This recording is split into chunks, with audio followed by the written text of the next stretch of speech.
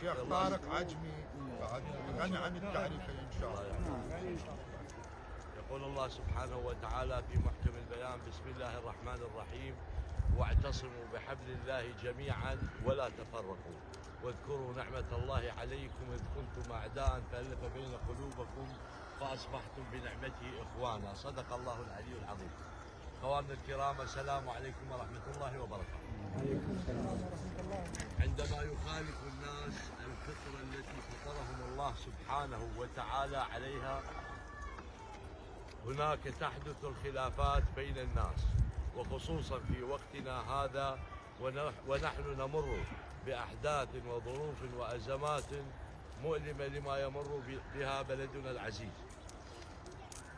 وبنفس الوقت نقول العبرة من هذه الخلافات هي باحتوائها من قبل الخيرين والحكماء من هذا الطرف أو ذاك، بما يضمن عدم الاعتداء وعدم التكرار، كما أن من هداية الله سبحانه وتعالى ورحمته للمؤمنين إذ وحدهم بالإسلام وجمع قلوبهم بالإيمان، فلما شتاتهم أزال عنهم الضغائن والأحقاد، وجعلهم أمة متعاونة كالجسد الواحد إذا اشتكى منه عضو تداعى له سائر الجسد بالسهر والحمى.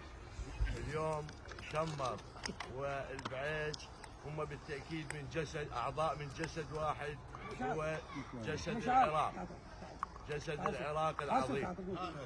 والله قوم تعال بك هذا قوم العداء قوم عندك قوم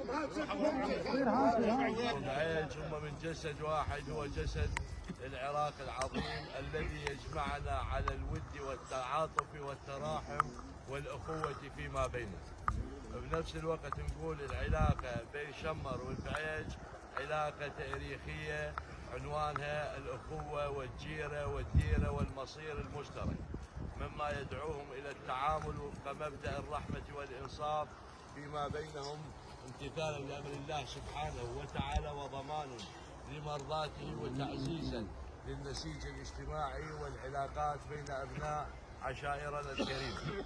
كما نقول إن الإصلاح بين الناس عبادة عظيمة يحبها الله سبحانه وتعالى، وما أحوج عشائرنا اليوم إلى هذه الخصلة الحميدة وهذا الخلق العظيم في زمن كثرت فيه الصراعات والخلافات، فلم يسلم منها الأقارب والجيران ولا الأصدقاء والشركاء، انطلاقا من قوله تعالى: وإنما المؤمنون إخوة فأصلحوا بين أخويكم واتقوا الله لعلكم ترحمون.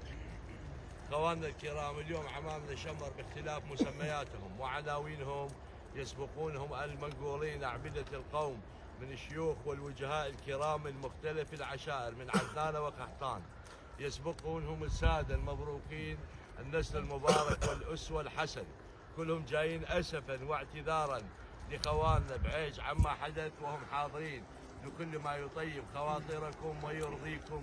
وفي نفس الوقت نحن جميعا على دراية بأن خواننا بعيج أهل للمروءة والتسامح، وأهل لرأب الصدع وردم الفجوة، وما يردكم إلا بختكم إن شاء الله. والسلام عليكم ورحمة الله وبركاته.